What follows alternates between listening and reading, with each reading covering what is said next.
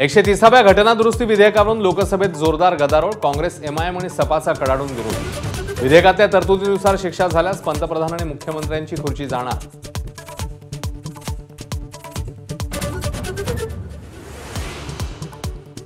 एकशे 30व्या घटना दुरुस्ती विधेयकावरून लोकसभेत हंगामा। विरोधकांनी विधेयकाचा मसुदा फाडून भिरकावला।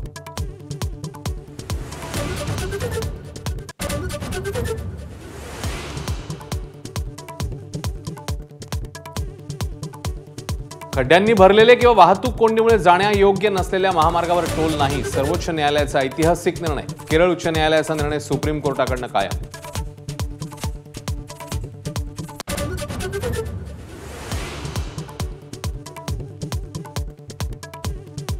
पर्युषण काळात कत्तलखाने बंद ठेवण्याबाबत जैन समाजाची हायकोर्टात याचिका। सम्राट अकबराला समजावणं सोपं पण सरकार आणि बीएमसीला पटवणं अवघड। जैन समाजाचा युक्तिवाद। 2 दिवसात पालिकेकडे म्हणणं मांडा। कोर्टाचे आदेश। बेस्ट पतपेढी निवडणुकीत ठाकरे बंधूंच्या पॅनलचा पराभव। शशांक राव पॅनलचे सर्वाधिक 14 तर महायुती प्रणित सहकार समृद्धी पॅनलचे 7 उमेदवार विजयी। ठाकरे बंधूंना भोपळाही फोडता आला नाही। नवी मुंबईत सिडको अध्यक्ष आणि मंत्री संजय शिरसाटांविरोधात शरद पवारांच्या राष्ट्रवादीचा एल्गार। सिडकोच्या हक्काची 15 एकर जमीन बिवलकर नावाच्या व्यक्तीच्या घशात घातल्याचा आरोप। राष्ट्रवादी शरद पवार पक्षाचे आमदार संदीप क्षीरसागर यांनी घेतली अजित पवारांची भेट। अजित पवार बीडचे पालकमंत्री असल्याने भेट घेतल्याची क्षीरसागर यांची स्पष्टोक्ती।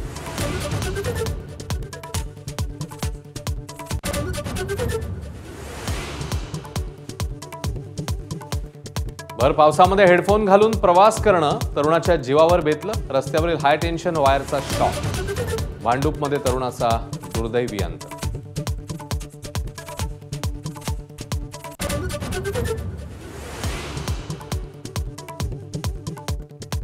मुंबईसाठी पावसाचा अलर्ट पुन्हा बदलला। हवामान खात्याकडून ऑरेंज अलर्ट जारी। कमी दाबाचं क्षेत्र मध्य प्रदेशकडे सरकल्यानं पावसाचा जोर ओसरणार।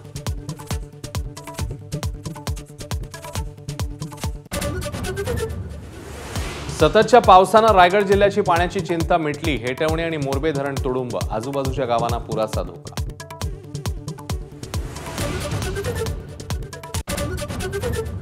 जळगावच्या वारखेडी गावात विजेच्या धक्क्याने एकाच कुटुंबातल्या 5 जणांचा जागीच मृत्यू। तारेच्या कुंपणामध्ये वीज प्रवाह सोडल्यानं मृत्यू झाल्याची माहिती।